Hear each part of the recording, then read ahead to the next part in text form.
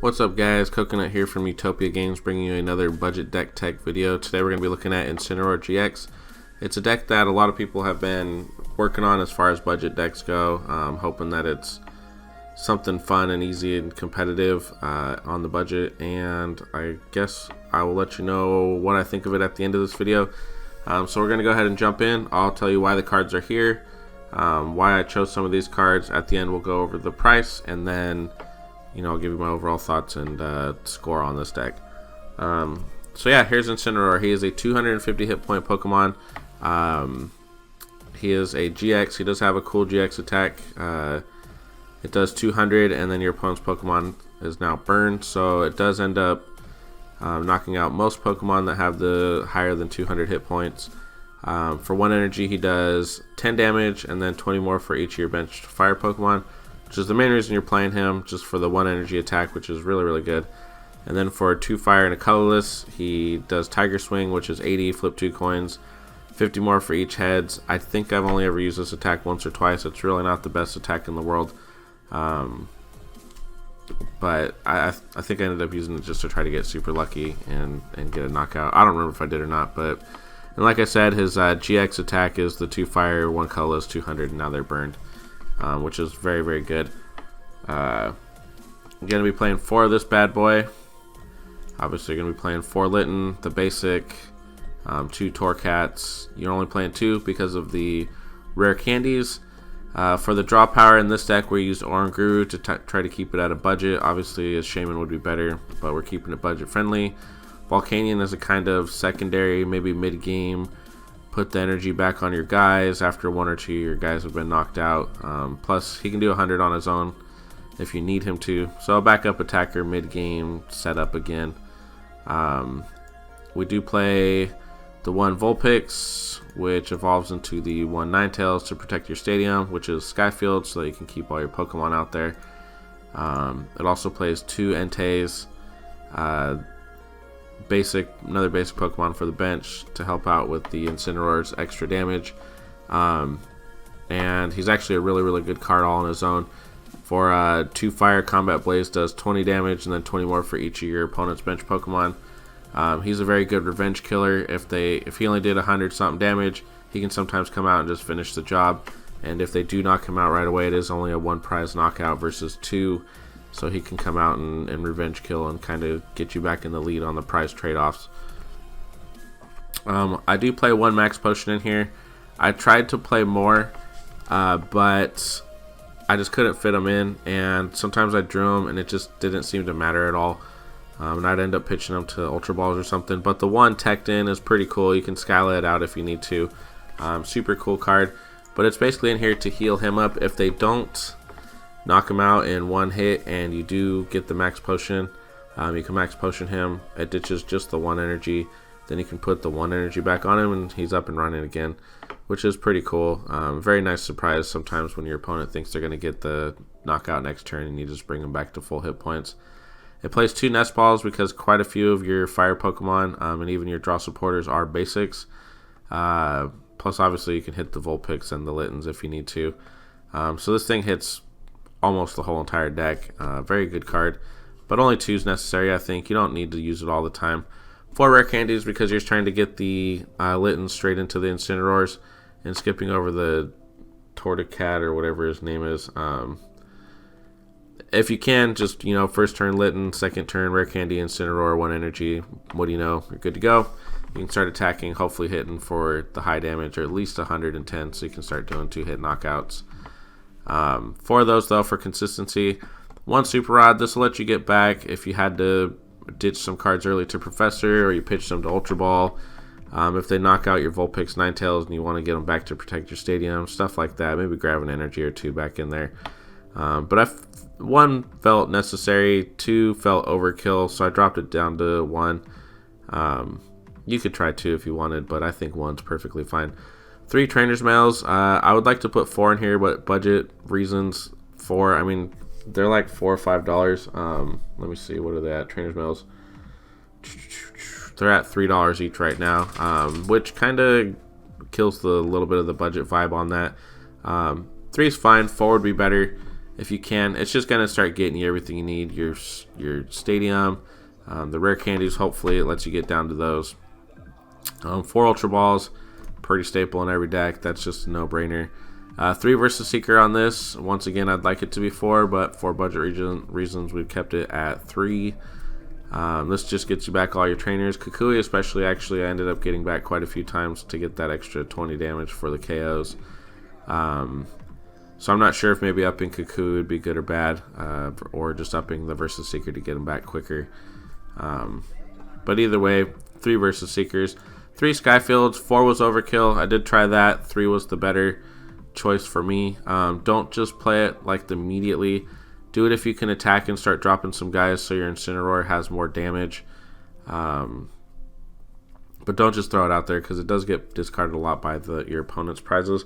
And you definitely don't want to do that. And you don't want it to be, all 3 of them gone right away just because you're playing them willy-nilly out of your hand. Hold on to them if you can. Or if you know you're going to be getting Ninetales out, drop it, Ninetales, you're good to go. 2 Lysanders, pretty staple. Gets you those easy prizes. Lets you stall the game if you need to. Whatever. 2's in there for consistency. 2 Ns, even though I'm a big fan of the 3 Ns. Did 2 in this because we are playing 1 Kukui and 1 Skyla. So 2 Ns just for the draw support.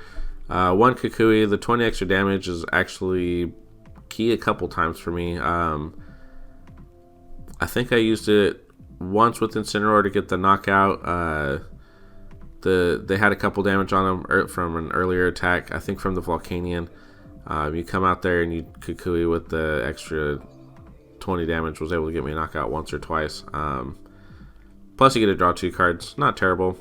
4 Professor Sycamores, every deck runs 4 Professor Sycamores. If you're not, or you're wondering why, I'm sure there's a billion videos on why it's one of the best supporters out there. Feel free to find one of those and figure it out. But 4 Professors, keeping the deck consistent. 1 Skylight lets you get the rare candy sometimes when you need it. Sometimes you need, I don't even know what else you can need. Ultra Ball, maybe you need your Stadium. A lot of the times I've pulled the Max Potion out of the deck just to get that 1 heal to surprise heal, keep my guy from getting knocked out, and then putting the energy back on Incineroar for the attack. But Skyla's in there. Sometimes you can even grab the Float Stone if you need it. She's only in there 1 of. You don't need more than 1, I don't think. You don't want to clog your hand with her. There's really not a whole lot you absolutely have to have and use her to pull it out, but sometimes it's cool to have. 2 Float Stones. They're more in there for the Oran Gurus, I believe. He has 2. Yeah, 2 Retreat. So does Entei, but most of the time I'm just putting on an Oran Guru because they're Lysandering him up, or just hold on to him. When they bring a guy out of yours that you just can't afford having out as your active, drop the float on him, bring him back. You're all good to go. Pardon me, this one does play 8 Fire Energy. Once again, you could play a couple more if you wanted just to draw them sooner, but I drew them more than often.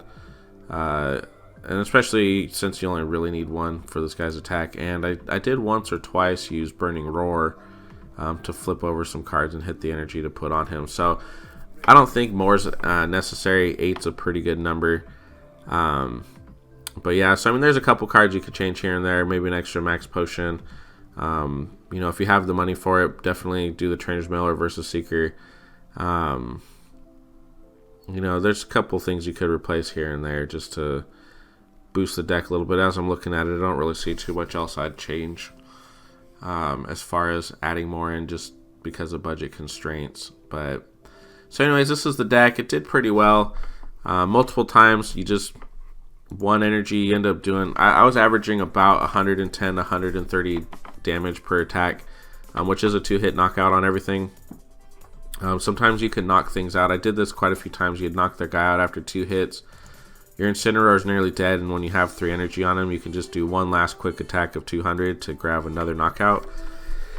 I was getting 2 or 3 knockouts per Incineroar that I had in play, especially if I used the Max Potion.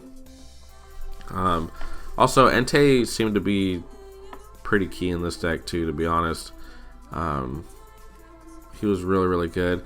The Ninetales hardly ever protected my Stadium. I either never drew it, or it just I didn't need it at the time. It was just kind of out there to do extra damage with the Incineroar. 20 damage bench guys. But yeah, anyways, let's go ahead and go over the total for this deck. So just the Pokemon alone cost $35.21. The Orangurus were $2.09 at the time of this video. Entei's are only like 45 cents. Littens were 13 cents. Torracat was 11 cents. Incineroar was the big guy. He was $5.85. Volcanion was $1.86. Vulpix was 10 cents, and Ninetales was 29 cents, which totaled out to $35.21. The biggest guy being Incineroar in here. A lot of these cards, though, like honestly, Vulpixes, the Littens, the Torracats, I'm sure you have them. If you don't, you could probably just ask your buddies for them. They'll just give them to you, so that'll save you some money there too. Trainers, Max Potions were only 32 cents. The Nest Balls were 39 cents. Rare Candies were 49 cents. Super Rods were $1.10. Trainers Mails were $2.43, which isn't too bad. They peaked at about $4.50, I believe, 2 or 3 weeks ago at the time of this video. But now, I mean, you know, $2.43, if you can pick them up, they're 4 in every deck almost every time. Ultra Balls were only 17 cents, which is pretty darn low. Versus Seekers were $5.60, which is actually the lowest I've seen them in a while. They did hit $8 again about 2 weeks ago. I think at the last time I did a deck tech, they were at about $8, I believe. So definitely pick those ones up if you can too, while they're a lot lower. Skyfields are only 22 cents. Lysander was 33 cents. Ends are $1.75, which is pretty low right now. Kukuis were 24 cents. Sycamores were 49 cents. Scala was 15 cents. And the Float Stones were 76 cents, which is also pretty low for those. I think those were hitting about $1.50 just a while ago. Once again, all your money going straight to the Versus Seekers at $5.60. They're practically almost half of the Trainers cost. Trainers Mail being the next big card, but overall total the Trainers were $37.62, which isn't too bad. And once again, once you get most of these guys, your Versus Seekers, your Ultra Balls, your Trainers Mails, the Super Rod, Rare Candy does transfer over into a lot of decks now because of the GXs being stage 2. Nest Balls are going into a lot of decks, but once you've bought your Ends, your Professors, your Lysanders, and the other Trainers, all those just transfer straight into the next deck you might want to build. So pick them up, invest into your Trainers. It's just a good idea in general. From there, Pokemon are just too easy to trade for or get that you can just start building multiple different decks when you get bored of the one you happen to be playing. The energies were at 10 cents, but I mean, honestly, getting one out of every pack now, you could probably just ask people for them. I know we give them away at the shop all the time if you only need 5 or 6 and just hand them to you. So I mean, at $1 you could save another $1 on this deck. But overall the total was $73.74, which isn't too bad. That is less than 2 Shamans at the moment too. So you know, $75, you got yourself a deck. All this was off a TCG player. The lowest I found them with free shipping. I'm sure you can go on eBay and buy cards a little bit cheaper. I think I saw a playset of Incineroars on eBay for like $18. Buy it now. So I mean, that could save you $5 too, if you just feel like shopping around and finding some of the cards at a little bit better of a price. But these are all just off of TCG. If you just don't feel like shopping, you want to get it shipped to you, all off of one page. Even though there's multiple sellers, it's pretty easy just to add them all to the shopping cart and check out. So that's the page we use just to get you a pretty good idea on the price. But like I said, you definitely can get them a lot cheaper. Okay, so overall for this deck though, let's just go ahead and get into that. The funness of this deck, I'd give about a 6 out of 10. A lot of the times it just really wasn't working. You'd miss the Rare Candy, or I don't know, just some of these guys, you just didn't have a full bench of 8. I feel like it needs a couple more cool attackers in the deck. And it's hard to fit that many Pokemon along with that many trainers into the deck to keep Incineroar's damage really, really high. It was averaging 110 to 130, which is pretty decent, and that is a 2-hit KO on most guys. But overall, the deck was not as fun to me as I had hoped. With Incineroar being one of my favorite new Pokemon that came out, it was a little bit disappointing, but it wasn't a terrible deck, and I wasn't sitting there, like bored out of my mind. So I'd give it a 6 out of 10. The power I give a 6 out of 10 too, because while the average was 110 to 130, sometimes the damage just wasn't there. If you get Parallel City, that hurts this deck a lot. Your damage drops significantly. Sometimes you just weren't drawing enough of the basic Pokemon themselves to keep onto the bench for the Incineroar to do damage. And it's on average a 2-hit KO, but you're not guaranteed the 2-hit KO all the time. So I give it a 6 out of 10 because of that. I almost gave it a 7 out of 10, but there were quite a few times that I just didn't have the damage to knock guys out after 2 attacks. For speed, I gave it a 6 also. You missed the rare candies a decent amount. Sometimes there were a couple games I didn't even start Littens. I was starting Entei's or Volcanions. And it just wasn't as fast as I'd hope. And you just sometimes miss the rare candies, and you gotta wait 2 turns before you get to your Incineroar. So I gave that a 6 out of 10 also. As far as consistency goes though, even though sometimes I did miss the rare candies, or sometimes I was starting out Entei, with the trainer's mails I didn't have them in the first iteration, but throwing them into the deck, it did give it a little more consistency. And I wasn't not drawing Incineroar often enough to say that it's just bad in general, but as far as consistency goes, I do give it a 7 out of 10. For the most part, I was getting Incineroar out turn 2, turn 3, even if it wasn't my active, and ready to go. The only 1 energy, that's pretty easy to do. So overall, I give that a 7 out of 10. So the score is a 25 out of 40, which isn't too bad as far as budget decks go. Definitely something worth trying out or having a little bit of fun with. My final thoughts on this deck: obviously this one's a locals only. Don't go to nationals, regionals, whatever you're going to try to go to, bigger tournaments. I wouldn't even do league challenges or league cups with this deck. It is definitely a fun deck, just something to maybe throw into your regular mix of decks to keep things a little fun, a little interesting. It can get boring playing the same deck over and over. I believe Incineroar would be a good one to mix up, just whenever you get bored of playing your regular deck. The other thing that I noticed about this deck too is Oranguru is, I just don't like the card. I think he's a terrible card, especially for this deck. He's not fire, so having him on the bench doesn't add any extra damage to your Incineroar. More often than not, I think a couple of the times when I was streaming with this, we counted the amount of cards Oranguru drew me. Even having 2 out, I think one of the games I totaled an extra 4 cards from the Oranguru. In another game, I think I hit 7 or 8. This does play a lot of trainers and a lot of ways to get your hand down, but just getting it below 3 is super hard for a lot of decks right now. So I don't think Oranguru is any good. It's just the best option at the moment for this deck. It's really hard to shove Octilleries in. That's another stage 1 line, and another guy that does not draw you, do any more damage with the Incineroar. He does draw you a lot more, but that is 4 cards to add into the deck versus just the 2 cards that Oranguru takes up. So I don't believe there's a better option in this particular deck for budget-wise and the ability to draw cards. Hopefully it gets better over time, or maybe you find a better version of this deck that he'll net you quite a few more cards. But for now, I just don't think he's any good. The other thing that was kind of bad about this deck was sometimes Entei just outshined the Incineroar. There were quite a few times that I started Entei, I'd put 2 damage on him, and he ended up just doing way more damage than Incineroar was going to do. So I just kept him as my active. Plus, there were quite a few times I kept him as my active because I knew they'd only draw 1 prize off of him when they finally knocked him out. So there were quite a few games that the Entei actually outshined the Incineroar in this deck, and I felt it was just an Entei deck with Incineroar as a backup attacker.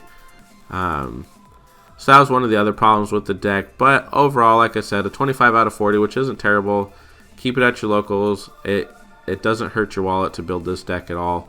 Especially if you do shop around. You can find quite a few of these cards or trade for them very, very easily. So go ahead, try this deck out if you have the extra cards to build it, or you just Incineroar is your favorite Pokemon from the new series like he was mine. Give it a whirl. You're not going to be too disappointed. Just don't expect nationals or regionals with it, but expect to have a decent amount of fun with it, and you'll be pleasantly surprised. So yeah, that's the Incineroar GX deck. We'll go ahead and bring him up one last time before I sign out. Look at his cool GX awesomeness. Anyways, this is Coconut signing out. Thank you for watching. Don't forget to like, comment, subscribe, and tell me what you think of the deck in the comments down below, or if you made any cool changes that maybe I could change the deck and make it a little more consistent and fun for me to play too. Alright, thanks for watching, guys.